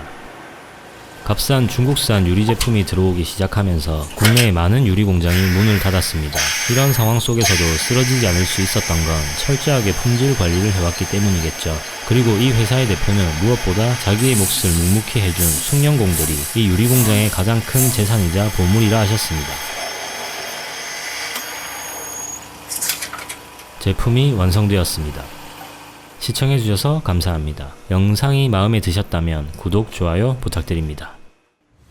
한국에는 원목을 사용해 가구를 만드는 브랜드가 많죠. 원목은 고유의 결을 가지고 있어 동일한 디자인이라도 각각의 가구가 독특한 개성을 가지고 있습니다. 또한 플라스틱이나 합성 소재와 달리 원목은 자연적으로 분해되며 환경에 해를 끼치지 않습니다. 그리고 특유의 자연스러운 향을 가지고 있어 실내 공기마저 상쾌하게 만들어줍니다. 오늘 영상의 주제는 흑표 흑침대의 온열 원목 소파입니다. 수입된 원목을 제재소에서 재단하고 다듬어 고급스러운 원목 소파를 만드는 과정을 함께 만나보시죠.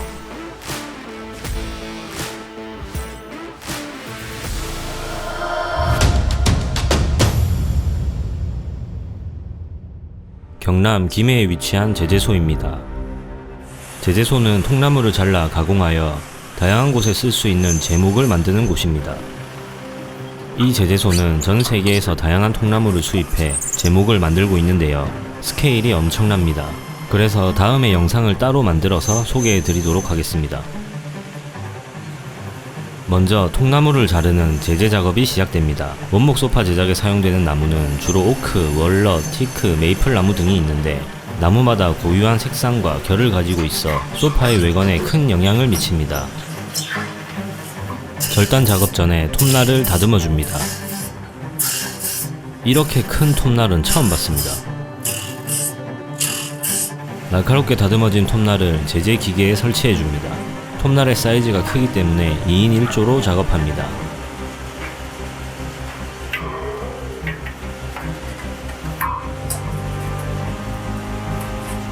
설치가 완료되면 테스트를 위해 모터를 회전시킵니다. 완벽합니다. 이제 통나무 제재 작업이 시작됩니다. 통나무의 가격을 정확히 말씀드릴 순 없지만 배송비를 포함한 가격이 상당합니다. 그리고 이 나무가 자란 세월의 가치까지 생각하면 소중하게 다룰 수밖에 없는데요. 제재 작업 중에 실수로 규격과 다르게 절단하게 되면 그 통나무는 버려야 하기 때문에 신중하게 작업이 이루어집니다. 우리가 필요한 부분은 통나무의 가운데 부분입니다. 그래서 겉부분부터 서서히 절단해 줍니다. 이 작업은 보시는 바와 같이 정말 위험한데요. 한 번의 실수가 돌이킬 수 없는 사고로 이어질 수 있기에 숙련된 작업자들의 호흡이 중요합니다.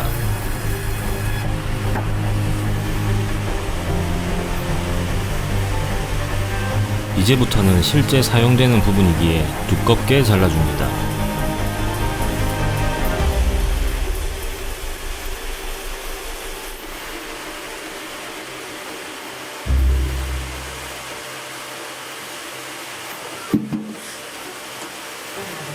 톱날의 위치는 한 곳에 고정되어 있기 때문에 통나무를 돌려서 반대쪽을 잘라줘야 합니다. 이 고리와 케이블을 사용해 돌려줍니다. 아주 스무스하게 돌아가네요. 다시 껍질부터 벗겨줍니다.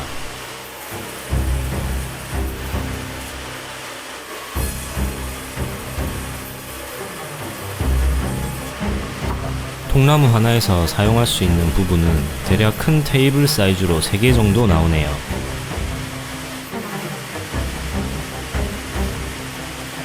이렇게 확보한 원목은 다시 다듬어 줍니다. 껍질 부분을 잘라내고 반으로 갈라주면 원목 소파 제작에 필요한 원목이 준비됩니다.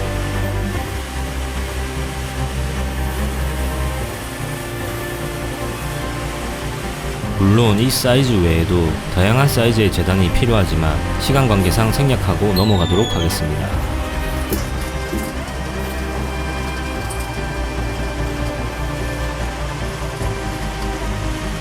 이 원목은 소파 제작 공장으로 이동합니다.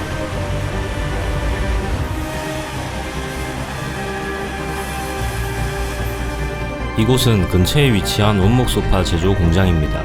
이제부터 본격적으로 소파 제작이 시작됩니다. 먼저 원목을 공장 내부로 가져갑니다. 제재소와 이 공장은 별개의 서로 다른 공장입니다. 원목 소파 제작을 위해 이 공장을 먼저 섭외했는데 제재소에서 원목을 다듬는 그림이 필요할 것 같아 이후에 섭외한 곳이 제재소였습니다. 확실히 무슨 일이든 완성도를 높이기 위해선 노력이 필요합니다. 노력하는 저에게 구독과 좋아요 부탁드립니다. 이 원목은 바로 사용할 수 없습니다. 표면이 너무 거칠기 때문인데요. 기계를 사용해 표면을 매끈하게 다듬어 줍니다. 현장에선 이 작업을 흔히 빼빠질이라고 표현하는데 이는 일본식 발음의 잘못된 표현입니다. 연마 작업에 쓰이는 도구를 일본에서는 빼빠라고 합니다. 사포를 영어로 샌드페이퍼라고 하는데 페이퍼를 일본 사람들은 발음하기 어려워 페파 혹은 빼빠라고 읽는 것에서 유래된 것이죠.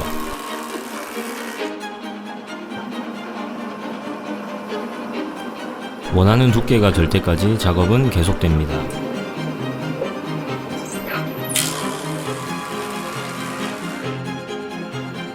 샌딩 작업이 완료되면 다음 공정으로 이동합니다.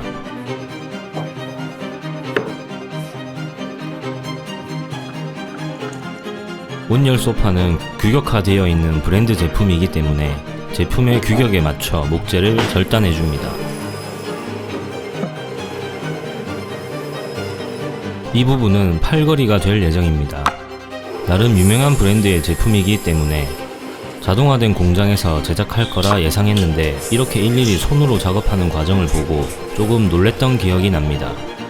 그래서 온열 소파의 가격이 비싼가 봅니다. 절단 작업이 완료되면 다음 공정으로 이동합니다. 이제부터 소파의 외관을 위한 작업이 시작됩니다. 가이드라인을 그려줘야 하는데요. 이 틀에 맞춰 작업해줍니다. 제품마다 모양이 다르면 안 되기 때문에 이 틀은 공장에서 중요한 도구입니다. 이 부분은 소파의 팔걸이가 될 것입니다. 소파의 메인 부분을 담당할 프레임에도 가이드라인을 그려줍니다.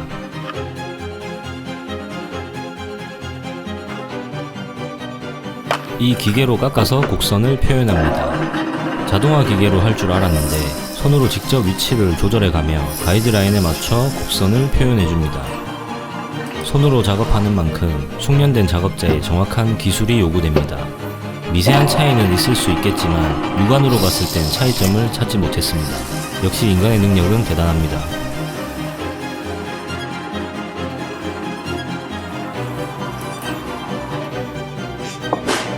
매끈하게 잘 깎였네요.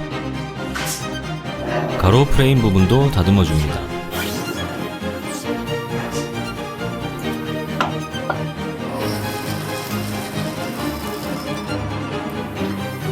이제 1차적으로 목재를 다듬는 과정은 거의 완료되었습니다.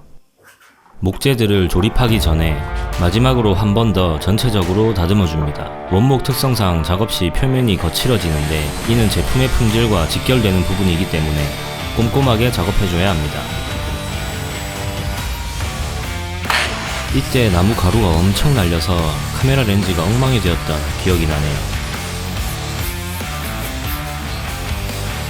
모서리의 각진 부분도 둥글게 다듬어 줍니다.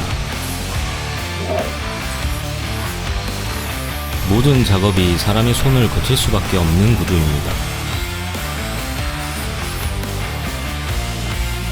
샌딩 작업이 완료되면 다음 공정으로 이동합니다. 원목은 고유의 무늬가 아름답다는 특징이 있는데요. 불질을 해주면 그 무늬가 더 살아나게 됩니다. 이는 완제품의 미관에 큰 영향을 주기 때문에 원목 가구 제작에 불질은 필수 작업입니다.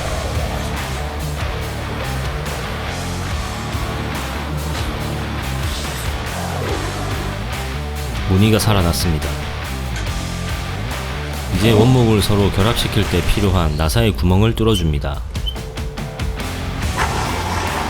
구멍을 잘못 뚫게 되면 그 원목은 버려야 하기 때문에 한 치의 실수도 용납되지 않습니다. 이 공장의 작업자분들의 평균 연령대가 높은 이유도 그만큼 숙련된 기술과 노하우가 필요하기 때문입니다. 이제부터 본격적인 조립이 시작됩니다. 목공용 접착제를 활용해 고정시킵니다.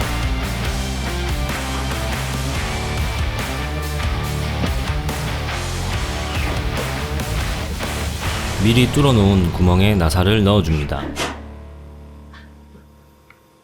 전동 드릴로 하나하나 고정시켜줍니다.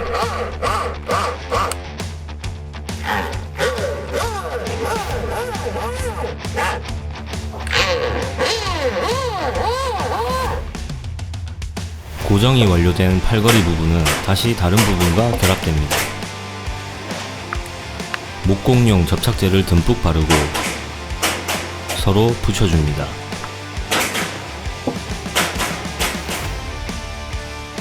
규격에 맞게 연결되었는지 체크 후 목공용 클램프를 사용해 고정시켜줍니다. 그리고 나사로 완벽히 고정합니다.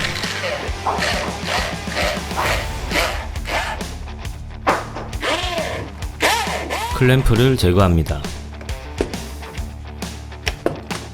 이 너트는 번데기 너트라고 불리는데 목재를 서로 연결할 때 사용하는 너트입니다. 내부에 나사산이 가공되어 있어 동일한 규격의 볼트로 고정할 수 있습니다. 목공용 접착제가 엄청 많이 사용되네요. 세워서 양 끝에 붙여줍니다. 클램프로 한 번 더 견고하게 잡아줍니다. 번데기 너트를 박아놨기 때문에 쉽게 고정이 가능합니다. 결합이 완료되면 클램프를 제거해줍니다. 시트 부분을 받쳐줄 걸쇠를 달아줍니다. 틀에 맞춰 정확한 위치에 달아야 합니다. 에어타카로 고정시켜줍니다.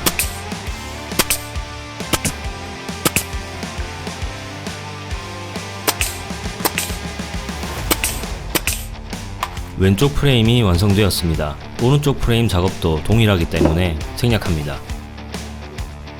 이제 등받이 부분을 제작해야 합니다. 목재를 규격에 맞게 재단합니다.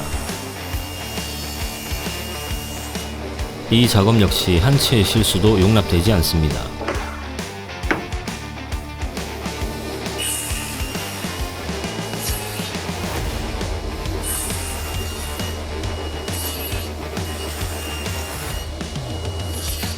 재단이 완료되면 목공 작업에 꽃이라 할 수 있는 조인트 공정이 시작됩니다. 목공 조인트란 2개 이상의 목재를 결합할 때 구조적인 안정성을 확보하고 미적인 완성도를 높이는 중요한 핵심 기술인데요. 기계를 사용해 목재의 결합 부분을 가공하여 서로 맞물리게 만들어 결합하는 기술입니다. 이렇게 말이죠. 이제 본격적인 등받이 결합이 시작됩니다. 재단과 조인트 가공이 완료된 목재를 하나씩 결합해줍니다. 조인트 기술을 활용하더라도 견고함을 위해 목공용 접착제는 필수입니다. 에어타카로 한 번 더 고정합니다. 잠시 집중해서 감상하시죠.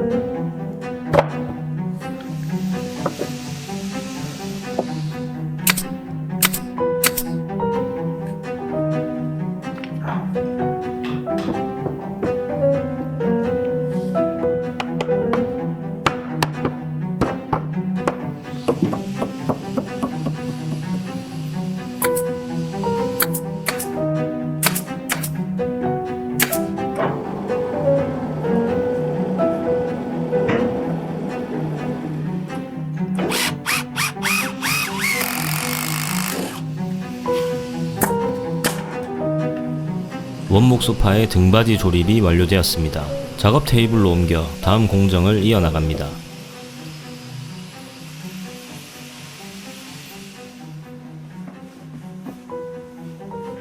다른 프레임과의 결합을 위해 다양한 파츠가 부착됩니다.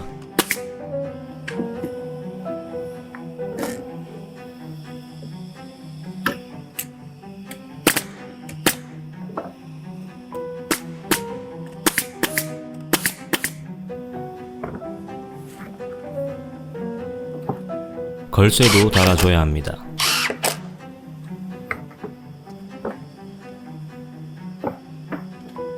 원목을 사용할 때 가장 큰 리스크는 바로 옹이입니다. 옹이란 나뭇결의 불규칙한 부분으로 나무가 자라면서 가지와 줄기가 결합되며 생기는 일종의 결함이라 생각하시면 됩니다. 옹이는 나뭇결의 연속성을 깨트려 목재의 강도를 약화시킬 수 있기 때문에 이렇게 충전재를 만들어 보강 작업을 거쳐야 합니다. 완성된 충전재를 옹이 위에 발라줍니다. 충전재가 굳어서 틈을 메꿔주게 되면 옹이 주변의 목재가 수축 및 팽창하면서 균열이 생기는 것을 방지해줍니다. 이제 마지막으로 발판 부분을 제작합니다. 원목 소파는 총 4개의 파트로 제작되는데 처음 제작했던 팔걸이 부분 2개와 등받이 부분 1개, 그리고 지금 제작 중인 발판 부분 1개입니다. 영상을 보시면 전부 수작업이라 해도 과언이 아닙니다. 저는 개인적으로 딱딱한 소파보다는 푹신푹신한 소파를 더 선호하는 편이라 이런 디자인의 제품에는 관심이 없었는데 의외로 이 제품의 인기가 엄청나더라고요. 판매량을 따라가기 위해 잘 쉬지도 못하신다고 합니다. 이렇게 하나하나 손으로 제작하는 만큼 가격이 비싸긴 하지만 완성도는 높습니다. 온열 원목 소파는 일반 소파와 달리 내장된 난방 시스템이 특징인 가구입니다. 소파 내부에 온열 패드가 내장되어 있어 소파에 부착된 버튼을 통해 손쉽게 온도 조절이 가능합니다. 온열 기능은 겨울철 냉기를 막아주기 때문에 건강에도 도움이 되는데요. 특히 혈액순환을 촉진시키고 근육 긴장을 완화하는 데 효과적입니다. 그래서 주로 젊은 사람들보다는 나이가 조금 있으신 중장년층에게 인기가 많습니다. 저도 여유가 된다면 부모님께 선물해드리고 싶네요. 흑표육 침대는 워낙 유명한 브랜드이기 때문에 관심이 있으신 분들은 검색을 통해 다양한 제품의 디자인과 가격을 알아보실 수 있습니다. 그리고 오해하실 수도 있는데 저는 촬영 시 어떠한 비용이나 협찬을 받지 않고 무료로 영상을 만들어 드리고 있습니다. 혹시 관심이 있으신 기업체의 관계자분들은 메일로 문의해 주시면 답변 드리겠습니다.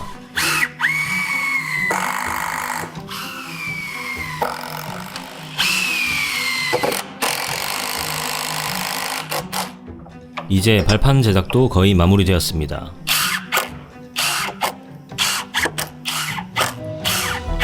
완성된 각 파츠는 2층으로 이동합니다. 2층에서는 우레탄 도장 및 포장 작업이 이루어집니다. 엘리베이터에 하나씩 실어줍니다.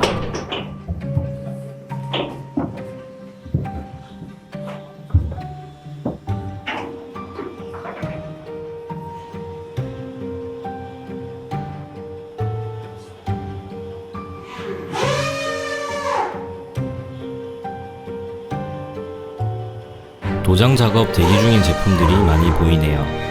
엘리베이터에서 제품을 내려줍니다.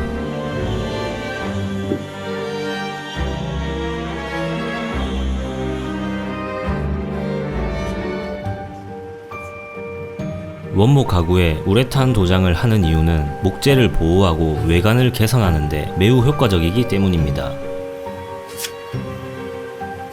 먼저 우레탄 도장 전에 프라이머를 도포합니다. 프라이머를 사용하면 도장의 밀착력과 내구성을 높일 수 있습니다. 원목 가구에 우레탄 도장이 필요한 이유는 물과 화학물질에 대한 저항력이 강해지기 때문에 가구의 수명을 연장시킬 수 있고 나무의 결을 살려 한층 더 고급스러운 느낌을 만들어주기 때문입니다.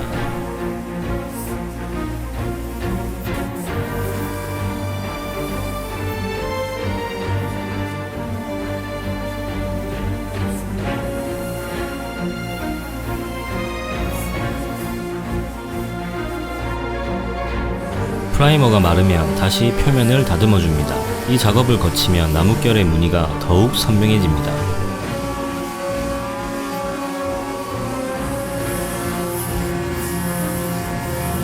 이제 우레탄 도장이 시작됩니다. 우레탄 도장은 두 가지 종류가 있는데 수성 우레탄과 유성 우레탄입니다. 수성 우레탄의 특징은 냄새가 적고 건조 시간이 빠르지만 내구성이 상대적으로 떨어질 수 있습니다. 지금 작업하는 것은 유성 우레탄으로 깊고 풍부한 색감을 제공하며 내구성이 뛰어납니다. 하지만 건조 시간이 길고 냄새가 강하다는 단점이 있습니다. 수성 우레탄은 4시간 정도면 건조가 완료되는데 유성 우레탄은 24시간의 건조 시간이 필요합니다. 우레탄 도장은 3번 정도 반복해서 도포해야 하기 때문에 제품 하나당 총 3일의 도장 시간이 필요합니다. 도장이 완료되면 건조실로 이동합니다.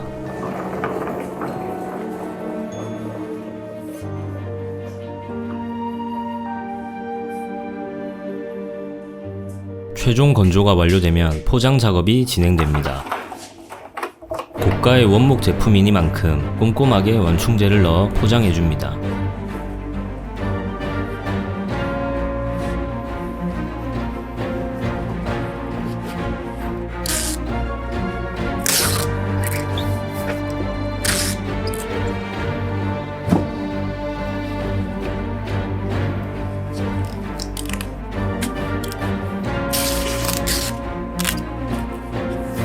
포장이 완료된 제품은 창고에 차례로 적재합니다. 제품 하나를 뜯어서 설치하는 모습을 보여드리겠습니다.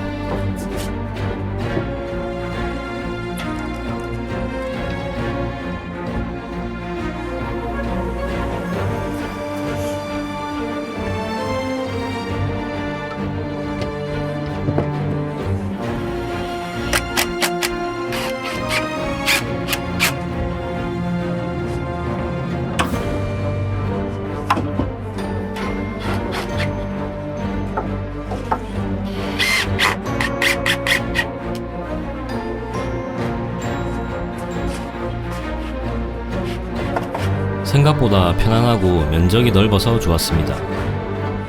난방 조절을 위한 버튼입니다. 제품 출고일입니다. 창고에 적재된 제품을 트럭에 실어야 합니다.